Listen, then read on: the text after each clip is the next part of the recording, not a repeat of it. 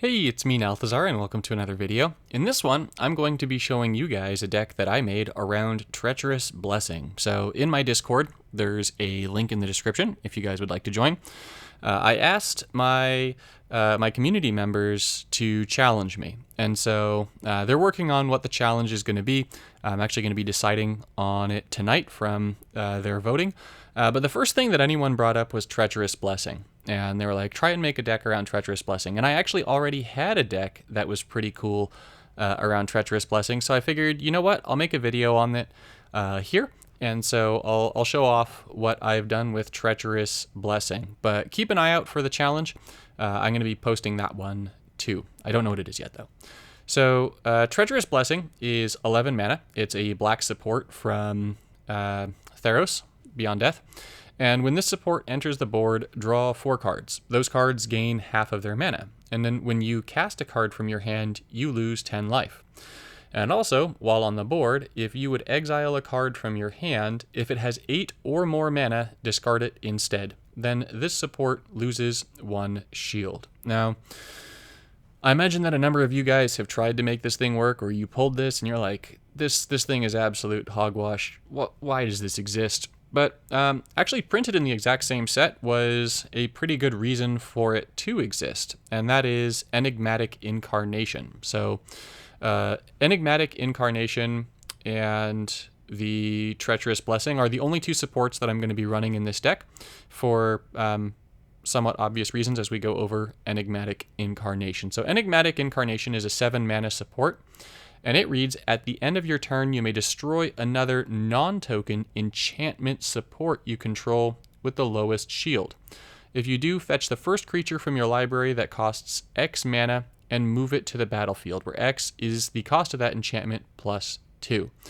So that means that if Treacherous Blessing is the only other enchantment that we have in our deck, then Enigmatic Incarnation is always going to target Treacherous Blessing, which means that we can play Treacherous Blessing after we make our matches, get 4 cards, get half mana from all those cards, and then have Enigmatic Incarnation destroy it, give us a free creature. So now, by having these 2, we're going to be drawing 4, giving them half their mana, and getting a free creature out of it. So that's that. Now it's starting to look solid. Now you're getting the idea of what it is I'm trying to go for here. Now, the 13 or less creature that I'm running is Winota, Joiner of Forces, which is also consequently going to be able to fetch me more free creatures. So really what happens is the Enigmatic Incarnation and the Treacherous Blessing actually turn into both Winota and, surprise, surprise, Urza Lord High Artificer, which means that now we're going to be getting a whole bunch of mana from the Urza's Factory token. And also, surprise, surprise, the Urza's Factory is A, a token, and B, an artifact, which means that our beautiful little support all the way back here is not going to be able to destroy it. It's only going to destroy the Enigmatic Incarnation. It's only going to be able to destroy the Treacherous Blessing. So the rest of this deck is going to need to have a non-human creature. I'm running Hamlet Bat Goliath because it buffs up in terrifying ways in conjunction with other stuff, especially because it's going to buff up just when another non-token creature enters the battlefield. Getting both Winota and Urza for free means that this thing is going to get really big really fast. Now, I am running this with Karn. And I'm running it with Karn for a few reasons. One, because Karn has that first ability, Thran Legacy, that lets us fetch things. And 2, this is kind of like purpose-built for Karn, right? Because if you take a look at the bottom bit of the deck, we're running 3 ultimatums. That's right, I'm running 3 of them. I'm running Eerie Ultimatum, I'm running Emergent Ultimatum, and I'm running Ruinous Ultimatum. These being 3 colored cards means that Karn is going to be getting his mana boosted really fast, and it's really effective. It's super effective, as trainers would say. Emergent Ultimatum is going to fetch the monocolored cards in the deck. It's going to fetch 4 of them, and if you look closely, there are only, 4 monocolored cards in the deck. Urza, Idyllic Tutor, Hamlet Bat Goliath, and Treacherous Blessing. Which means that as we're going to be losing either we're going to be losing one random card because of the Emergent Ultimatum. That means that we're guaranteed to be able to get a Treacherous Blessing out of an Emergent Ultimatum, because if we lose the Blessing, we keep the Tutor. If we lose the Tutor, we keep the Blessing. You get the idea, right? And then we're also going to have Urza and the Hamlet back. So really, whatever we lose to the Emergent Ultimatum, not a big deal. Otrimi is going to make it so that we get a ton more free creatures. If you know me, you know I like free stuff, so that's super sweet. Otrimi is also 3 colors, which means that it's another great fetch target for Urza. And then Ruinous Ultimatum is here for Pew Pew and the Pew Pew. And Eerie Ultimatum has some fun interactions in that when you play Eerie Ultimatum, you're going to get a whole bunch of creatures, which is going to boost up your Hamlet back Goliath. But it also is going to give you your Treacherous Blessing back, and it's going to give it to you after you've already made your match and after you've started casting, which means it's just going to give you free cards, and then the Incarnation is going to destroy it for another free Winota. Now, you might be like, well, all right, Nalthazar, you don't need the Blessing and the Incarnation for this. But actually, they really help in starting the combo. So you're going to see in the footage that I have for this game that having these two together is the combo starter, because getting half mana on all these cards, and I mean, if you take a look at the cards, the Ultimatums, the Goliath, those cards all have really high mana costs. So this is what enables us to play with such high mana cost cards and running no lands in our deck. So let's go straight into the gameplay. I hope you guys enjoy. All right, Narset is our opponent, and we've actually got a pretty good starting hand here. So Urza means that we're going to be able to get some gem conversion going, which means, you know, good stuff. We're definitely going to take away Narset's matches, and getting a first turn Urza is super sweet. Getting the Ultimatum means that in conjunction with having Urza here now, the Ultimatum is likely going to get us our Treacherous Blessing. So I'm going to go ahead and take Otrimi for the mana boost. Just having Emergent Ultimatum and Idyllic Tutor basically guarantees I'm going to get a Treacherous Blessing, so I don't need to get it. The game wants me to take that blue match so that I give Narset a 5 match. I don't think so. I really don't think I want to do that.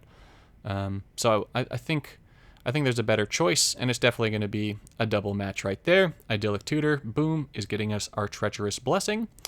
And so we should be able to get Treacherous Blessing down in a turn or two, actually. So let's go ahead and move the Blessing on up. We're going to get rid of that little guy right there. We're going to pull Eerie Ultimatum just for the mana boost.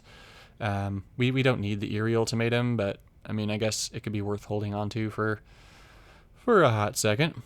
We're going to go ahead and mutate our Urza. That just threw 3 creatures in the graveyard in case we can use that Ultimatum. And then now we're going to get 3 cards with half of their mana here, which is great. We're going to use the Enigmatic Incarnation to get our Winota. So there's Winota, and now we just need the Hamlet back Goliath. So the Emergent Ultimatum is at near full mana. I've got that Goliath in my hand. I guess it's kind of thinking time now, right? Because I have the other Ultimatum in my hand. I'm probably going to want to go ahead and charge that up over a Goliath. So let's play Emergent Ultimatum number 1, and let's see what we get from it. But as I ponder this here match, and I get the Ultimatum, you'll see that I only got 3 cards instead of getting all 4. If you're wondering why that happened, it is because there are no more copies left of our black support left in the game, right? Well, not in the game. The Treacherous Blessings are all gone from the deck right now, and with the way that fetch works, it doesn't reset your deck until you've run into that fetch wall. So we just ran into the fetch wall of there not being enough copies, so my deck is going to be reset now. I'm going to get another brand new deck of 40 cards behind it, and so now we'll be able to definitely get the required number of goodness things from our next Emergent Ultimatum. So keep an eye on that here. I'm going to go ahead and toss that Hamlet back. I don't need it. We're going to play the 2 that we have. And then, yeah, the Hamlet back is going to start getting really big here, I think, actually. So we're going to play Hamlet back numbers 1 and 2. Urza is going to come out with the factory token. Urza gets buffed before it boosts the Hamlet back. You'll see that here we properly get our 4 cards. Unfortunately, we do throw away a creature here.